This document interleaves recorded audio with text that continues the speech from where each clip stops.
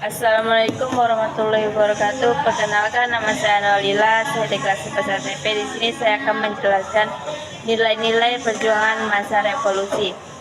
Banyak tokoh yang terlibat saat berproses perjuangan memperoleh kedaulatan negara Indonesia dengan cara berbeda-beda. Para tokoh masa perjuangan kemerdekaan menunjukkan suri tauladan berupa nilai-nilai perjuangan yang patut ditiru generasi sekarang dan yang akan mendatang. Adapun nilai-nilai perjuangan masa revolusi meliputi A. Persatuan dan kesatuan, B. Rela berkorban dan tanpa pamrih, C. Cinta pada tanah air, D. Tokoh perjuangan masa revolusi. A. Persatuan dan kesatuan. Dalam setiap bentuk perjuangan, persatuan dan kesatuan adalah nilai-nilai yang sangat penting. Persatuan dan kesatuan selalu menjadi jiwa dan kekuatan perjuangan.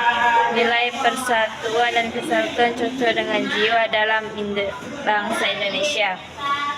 Dalam menghadapi kaum penjajah untuk mencapai kemerdekaan Indonesia, dibutuhkan persatuan dan kesatuan dari semua organisasi atau kekuatan yang ada meski terdapat berbeda paham, ideologi, dan organisasi. Nilai persatuan dan kesatuan terlihat saat anggota TNI, Kalaskaran, dan rakyat bersatu padu di masa pelucutan senjata terhadap Jepang. Perang melawan Sekutu dan Belanda. Persatuan dan kesatuan senantiasa menjadi jiwa dan kekuatan perjuangan. Hal yang cukup menonjol misalnya pada waktu Belanda menciptakan negara-negara bagian dan daerah otonom dalam negara federal. Hal itu jelas memperlihatkan bahwa Belanda berusaha memecah Belanda bangsa Indonesia. Oleh sebab itu, timbul berbagai kesulitan di lingkungan rakyat Indonesia baik secara politis maupun ekonomis. Hal ini disadari benar oleh rakyat Indonesia, sehingga banyak yang menuntut untuk kembali ke negara kesatuan. Akhirnya tercapai pada tanggal 17 Desember 1950. Negara kesatuan dan nilai persatuan cocok dengan jiwa bangsa Indonesia. Kunci kesuksesan utama dari segenap perjuangan bangsa Indonesia ialah karena persatuan dan kesatuan. Sejak dari zaman datangnya bangsa asing ke Nusantara, proses terusirnya para penjajah hanya dapat dilakukan ketika rakyat dan pemimpin berhasil bersatu dalam perbedaan. Walaupun banyak perbedaan tidak dapat terhindarkan, persatuan tersebut tetap tegak karena sejatinya untuk ialah Indonesia mereka itu untuk bersatu dalam perbedaan. Dinamika persatuan dan kesatuan bangsa Indonesia bisa dikatakan mulai sejak masa revolusi kemerdekaan hingga tanggal 17 Agustus 1945 sampai 27 Desember 1949. Dinamika persatuan dan kesatuan bangsa adalah segala upaya menjaga dan mempertahankan NKRI dari hal-hal yang mengancam NKRI. Makna dari persatuan dan kesatuan ialah: 1. Persatuan dan kesatuan berasal dari kata satu yang berarti utuh dan tidak terpecah belah. 2. Persatuan dan kesatuan berarti kesatuan dalam beragam. 3. Persatuan dan kesatuan berarti bersatunya. 3. Persatuan dan kesatuan berarti bersatunya seluruh rakyat yang terdiri atas beragam suku bangsa, budaya, agama sebagai satu bangsa. 4. Persatuan dan kesatuan bangsa Indonesia dilandasi oleh semboyan Bhinneka Tunggal Ika. B. Rela berkorban dan tanpa pamrih. Nilai rela berkorban menonjol di masa perang kemerdekaan. Para pahlawan mempertaruhkan jiwa dan raga,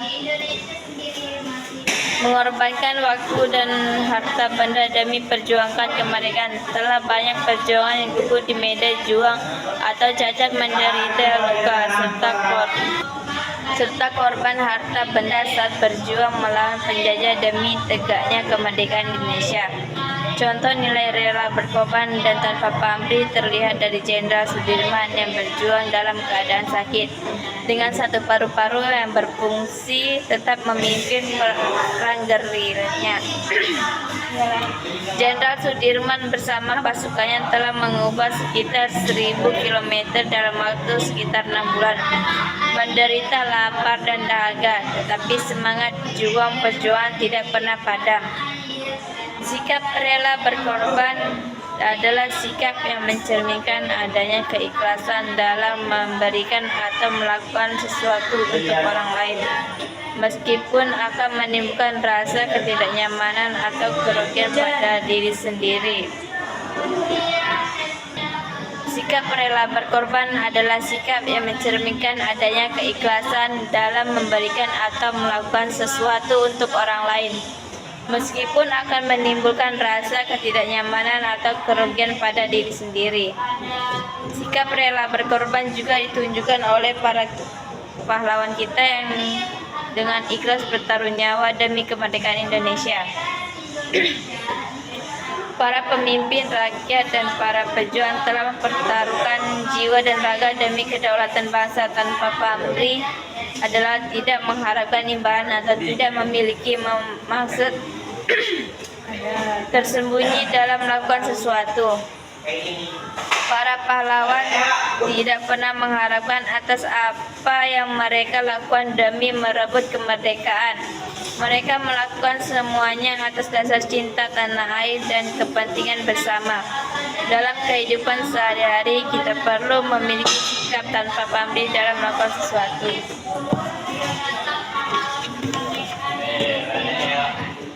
C.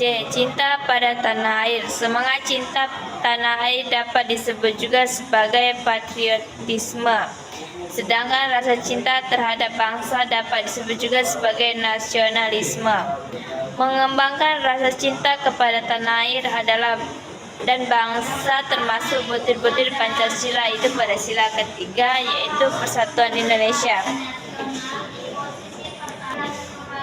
Sehingga sebagai warga Indonesia harus mengembangkan rasa cinta kepada tanah air dan bangsa sebagai pengaman terhadap Pancasila. Indonesia dilahirkan oleh generasi yang mempunyai idealisme cinta tanah air dan bangsa yang sangat tinggi. Kalau tidak mempunyai rasa kesadaran terhadap tanah dan airnya, mungkin sampai saat ini kita masih di dalam penjajahan bangsa asing. Dengan mempunyai rasa cinta tanah air dan tinggi, maka setiap perjuangan yang dilakukan dapat menghasilkan hasil yang maksimal melawan semua kekuatan penjajah yang dilakukan oleh bangsa asing. Contoh sederhana yang menggambarkan betapa kecilnya rasa nasionalisme dari masyarakat Indonesia, di antaranya satu, pada saat upacara bendera. Upacara merupakan wadah untuk menghormati dan menghargai para pahlawan yang telah berjuang keras untuk mengambil kemerdekaan dari tangan para penjajah. Dua, pada peringatan hari-hari besar nasional seperti Sumpah Pemuda atau HUT RI hanya dimaknai sebagai hiburan saja tanpa menimbulkan rasa nasionalisme dan patriotisme dalam benak mereka. Tiga, lebih tertariknya masyarakat produk impor dibandingkan dengan produk buatan dalam negeri. Lebih banyak mencampurkan bahasa asing dengan bahasa Indonesia untuk meningkatkan gengsi dan lain-lain. Empat, kurangnya kesadaran masyarakat untuk memasang bendera di depan rumah, kantor, atau pertokoan. Lima, semua identitas bangsa Indonesia, baik itu bendera merah putih, kebangsaan Indonesia dan lain-lain sebagainya, hanya merupakan simbol tanpa mengetahui makna dari identitas bangsa tersebut yang sesungguhnya. Hal di atas merupakan cerminan betapa lunturnya rasa cinta tanah air yang dimiliki bangsa Indonesia. Dengan memudarnya rasa cinta tanah air dapat mengancam dan menghancurkan bangsa Indonesia. Hal itu terjadi karena ketahanan nasional akan menjadi lemah dan dapat mudah ditembus oleh pihak luar. Rasa cinta tanah air seharusnya kita terapkan di lingkungan sekolah, keluarga, sekolah, kampus, ataupun lingkungan tempat tinggal kita sehari-hari. Karena karakter pada generasi muda berimbas pada menurunnya rasa nasionalisme atau cinta tanah air. Kecenderungan yang terjadi saat ini adalah tidak artinya generasi muda tentang sulitnya merebut kemerdekaan. Rasa cinta tanah air adalah kewajiban setiap warga negara yang mendiami sebuah negara berkedaulatan, karena dengan mencintai tanah air sama dengan mempertahankan kedaulatan negara itu sendiri. Penerapan rasa cinta terhadap tanah air banyak sekali caranya, karena bangsa Indonesia merupakan bangsa yang kaya dengan kekayaan alam dan kebudayaan lokal, yang salah satunya adalah di bidang pariwisata.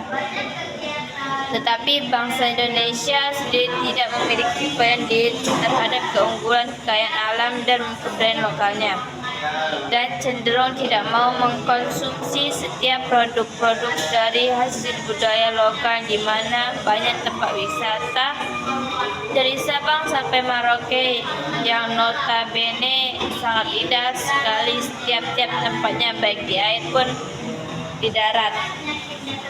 Terkadang para siswa lebih banyak ketika berlibur ke tempat-tempat terletak di luar negeri daripada di dalam negeri sendiri.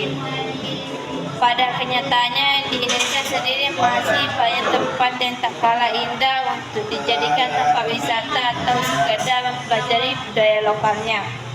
Karena dengan mencintai dan mengunjungi salah satu tempat wisata atau budaya lokal di negara Indonesia merupakan salah satu cara untuk mengungkapkan rasa cinta tanah air terhadap seseorang terhadap tanah airnya. Rasa cinta tanah air yang mungkin harus dilakukan sekarang dalam mengisi kemerdekaan bagi warga negara Indonesia dapat dilakukan dengan mencintai dan mengkonsumsi produk-produk lokal bagi segi budaya. Wisata yang bisa membuat warga negara lain tertarik untuk mengkonsumsi setiap hasil karya. Rasa cinta tanah air yang mungkin harus dilakukan sekarang adalah mengisi kemerdekaan bagi warga negara Indonesia dapat dilakukan dengan mencintai dan mengkonsumsi produk-produk lokal bagi segi budaya. Wisata yang bisa membuat warga negara lain tertarik untuk mengkonsumsi setiap hasil karya produk lokal Indonesia, baik budaya maupun wisatanya. Cinta tanah air dan bangsa menjadi salah satu bagian dari tanah air dan bangsanya yang berujung ingin membuat sesuatu yang mengharumkan tanah air dan bangsa. Cinta tanah air dapat diartikan juga cara berpikir, bersikap, dan berbuat yang menunjukkan kesetiaan, kepedulian, dan penghargaan tertinggi terhadap bangsa, lingkungan fisik, sosial, budaya, ekonomi, dan politik bangsa. D. Tokoh perjuangan masa revolusi. Pahlawan sendiri memiliki makna, yakni orang yang menonjol karena keberaniannya dan pengorbanannya dalam membela kebenaran atau pejuang yang gagah berani. Bangsa Indonesia memperingati Hari Kemerdekaan Republik Indonesia pada 17 Agustus. Seperti yang kita ketahui, kemerdekaan Indonesia didapatkan melalui perjuangan para tokoh bangsa yang mengusir para penjajah dari Indonesia. Untuk mengenang siapa saja dari nama pahlawan nasional dan asalnya, berikut ini 10 biodata pahlawan kemerdekaan. 1. Soekarno, pahlawan kemerdekaan nasional. Di posisi pertama terdapat Soekarno atau dikenal dengan sebutan Bung Karno. Pria kelahiran Surabaya 6 Juni 1901 ini merupakan Presiden Indonesia pertama pada periode tahun 1945 sampai 1967. Peran penting sosok Bung Karno bagi Indonesia bersendiri berupa sosok proklamator kemerdekaan Indonesia dan pencetus dasar negara, yaitu Pancasila. Sosok sendiri dikenal sebagai orator andal yang mampu membangkit semangat para pendengarnya. Beliau pernah dinyatakan mengidap gangguan ginjal, tapi dia memilih pengobatan tradisional. Sayangnya pada 21 Juni 1970 beliau menghembuskan nafas terakhirnya di Jakarta, Indonesia. 2. Muhammad Hatta. Sebagai sosok Bung Karno menjadi seorang proklamator. Muhammad Hatta telah menjadi salah satu pahlawan daerah Indonesia dalam perjuangan kemerdekaan Indonesia. Muhammad Hatta sendiri memiliki jabatan penting semasa hidupnya, seperti Perdana Menteri dalam Kabinet Hatta I, Hatta II, dan RIS, hingga menjadi Wakil Presiden Indonesia. Meskipun sebagai seorang politis, Muhammad Hatta juga dijuluki sebagai Bapak Koperasi. Beliau lahir di Bukit Tinggi pada 12 Agustus 1902 dan meninggal di Jakarta pada 14 Maret 1980. Gelar pahlawan nasional untuk Muhammad Hatta ditetapkan oleh Susilo Bambang Yudhoyono pada 7 November 2012. Gelar tersebut turut diberikan kepada mendiang Soekarno. 3. Sudirman. Di Indonesia punya sosok panglima tentara layaknya panglima tempur dalam film Dilan 1990. Sosok tersebut ialah Sudirman,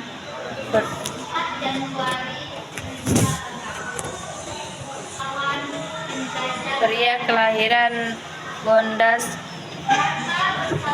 Karangjati 24 Januari 1916. Beliau diangkat sebagai Panglima Besar dan menjadi Jenderal pertama dan termuda Indonesia pada 18 Desember 1948.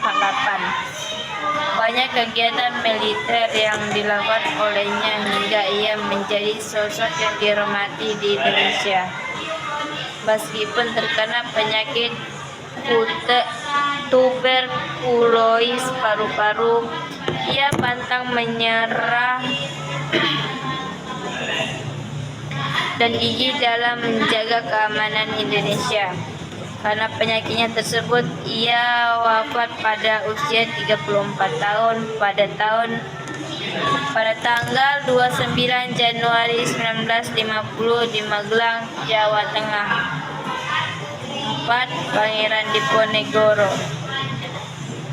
Bandara Pangeran Haryadipanegara atau lebih dikenal dengan Diponegoro lahir di Nanggo, Yogyakarta, Daningrat pada tanggal 11 November 1785. Putra sulung dari Sultan Hamengkubuwana III ini dikenal karena menjadi pimpinan perang Diponegoro dalam kurun waktu tahun 1825 sampai 1830. Perang Diponegoro tercatat sebagai perang dengan korban paling banyak jumlahnya selama sejarah Indonesia. Penghargaan atas jasa Diponegoro melalui pemakaian namanya sebagai nama salah satu universitas negeri di Semarang. yaitu Universitas Diponegoro atau Undip. Pangeran Diponegoro wafat pada 8 Januari 1985 di Makassar, Sulawesi Selatan.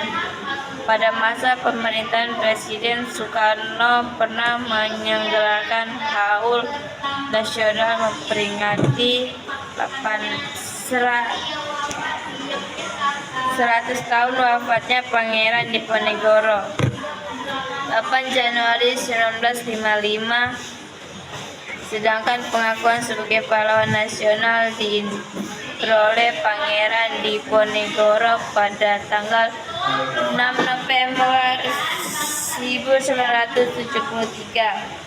5. Imam Bonjol. Nama asli Tuanku Imam Bonjol adalah Muhammad Sahab. Lahir di Bonjol 1 Januari 1772. Ia merupakan seorang ulama dan pemimpin masyarakat setempat. Imam Bonjol berjuang melawan penjajah dalam Perang Padri Sumatera Barat. Awalnya peperangan tersebut akibat pertentangan terkait masalah agama sebelum merubah menjadi peperangan melawan para penjajah.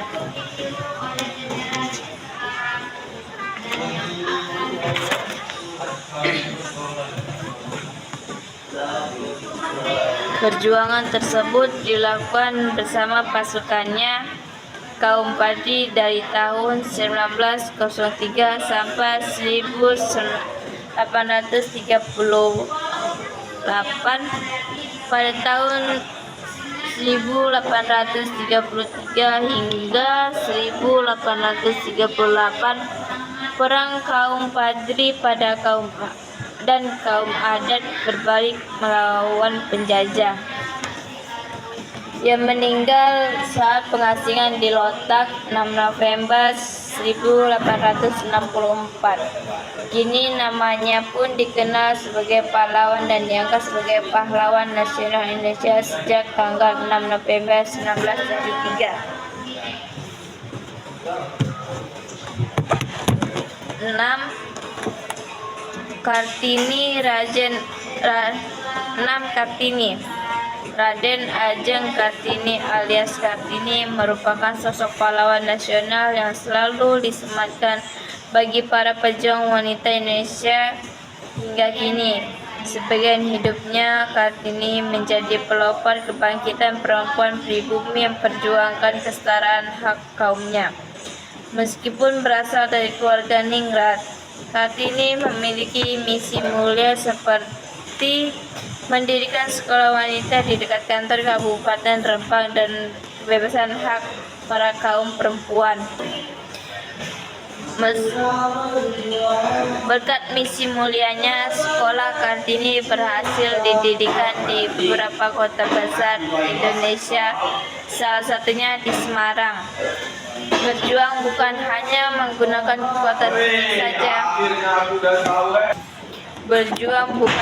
menggunakan kekuatan fisik saja. Kartini menunjukkan perjuangan dan kegigihannya dalam mendirikan sekolah wanita dan tulisan-tulisan hebatnya. Sayangnya di usia yang masih muda 25 tahun ia wafat di Rembang 17 September 1904 dan kini tiap tanggal lahirnya yang jatuh pada 21 April akan memperingati Hari Kartini tiap tahun. 7. Cut Nyak Dien, pahlawan nasional wanita yang lahir di Aceh tahun 1848. Ini merupakan sosok wanita tangguh yang berani memimpin pasukan terhadap Belanda saat Perang Aceh. Penyebab Cut Nyak Dien ikut berperang untuk menghentikan penjajahan Belanda karena mendiang suaminya Ibrahim Lamnga yang tewas berjuang melawan Belanda. Tekad dan semangat Cut Nyak Dien memperkenalkannya kepada sosok Teku Umar pada akhirnya menjadi suami kedua darinya. Akhirnya mereka berjuang melawan Belanda bersama hingga sang suami turut gugur. Ia akhirnya ditangkap dan diasingkan hingga meninggal di Sumedang 6 November 1908 dan dimakamkan di Gunung Puyuh, Sumedang. 8. Dewi Sartika, sosok wanita dengan pemikiran cemerlang lainnya ialah Dewi Sartika. Lahir dari keluarga priyayi Sunda pada tanggal 4 Desember 1884. Ia bersikukuh untuk membuka sekolah istri atau sekolah perempuan pertama se-Hindia Belanda. Semangat Dewi Sartika dibuktikan dengan para perempuan lulusan sekolah yang memiliki kesamaan dalam kemampuan perempuan dengan laki-laki. Berkat jasanya dalam bidang pendidikan, Dewi Sartika mendapatkan bintang jasa oleh pemerintah Hindia Belanda dan pada 1 Desember 1966 ia diakui sebagai pahlawan nasional. Sayangnya ia meninggal pada 11 September 1947 saat masa Perang Kemerdekaan. 9. Martha Christian Tihahu, pahlawan nasional wanita berikut ialah Martha yang lahir di Maluku 4 Januari 1800. Ia dikenal sebagai wanita gagah berani yang turut mengangkat senjata untuk melawan penjajah Belanda. Martha bersama dengan ayahnya membuat gubuk pertahanan dalam pertempuran di desa Ulat Jazirah Tenggara, Pulau Saparua. Sayangnya sang ayah Paulus Tihahu divonis hukum mati gantung. Sedangkan Martha diasingkan ke Pulau Jawa dan wafat pada 2 Januari 1818 saat dirinya belum genap usia 18 tahun. Saat dirinya belum genap berusia 18 tahun. 10. Nyi Ageng Serang. Nyi Ageng Serang merupakan putri Pangeran Natapraja, salah satu panglima perang pasukan Pangeran Mangkubumi. Nama asli beliau ialah Raden Ajeng Kustia Pulaningsih, lahir pada tahun 1752, Serang Purwodadi, Jawa Tengah. Beliau ikut memimpin pasukan untuk menahan serbuan pasukan Belanda terhadap daerah Serang. Nyi Ageng Serang sempat bergabung dengan pasukan Pangeran Diponegoro untuk melawan Belanda dengan pasukan Natapraja. Ia tempur di daerah Serang, Purwodadi, Kudus, Demak, Juwana, Semarang, dan Rembang. Karena usahanya itu, ia diangkat menjadi penasihat pasukan Diponegoro. Meski usianya sudah bertambah tua, ia tetap memimpin pasukannya hingga ia wafat di Yogyakarta pada tahun 1838 karena jatuh sakit. Setiap bangsa di dunia mempunyai dasar atau landasan kekuatan dan daya dorong bagi perjuangannya yang berupa jiwa, semangat, dan nilai-nilai untuk mencapai cita-cita nasionalnya. Begitu juga bangsa Indonesia telah memiliki jiwa, semangat, dan nilai-nilai 45 yang merupakan akumulasi nilai-nilai perjuangan bangsa Indonesia. Dengan memahami nilai-nilai 45 diharapkan bisa menjawab masalah-masalah. Dulu berjuang mengusir musuh yaitu Belanda, sekarang musuhnya multidimensi yaitu kebodohan, kemiskinan, kesejahteraan, keadilan, disintegrasi, dan KKN. Sejarah Revolusi Indonesia dipenuhi penggambaran perang revolusi sebagai perang nasionalistis atau berbasis kelas. Dalam kajian besar ini, Kevin W. Fogg meninjau ulang Revolusi Indonesia pada tahun 1945 sampai 1949 sebagai pejuang umat Islam. Dalam spirit keagamaan inilah kaum muslim taat yang jumlahnya hampir separuh populasi berperang. Mereka teryakinkan dengan seruan jihad dari ulama dan kiai bahwa mereka sedang menjalankan perang sambil melawan kaum kafir penjajah. Kesimpulan 1. Setelah proklamasi kemerdekaan bangsa Indonesia masih harus menghadapi perjuangan mempertahankan kemerdekaan dan mencapai kedaulatan penuh. 2. Bangsa Indonesia tidak patah semangat. Bangsa Indonesia tidak patah semangat untuk mempertahankan kemerdekaan. Perjuangan dilakukan dengan cara damai maupun bersenjata. 3.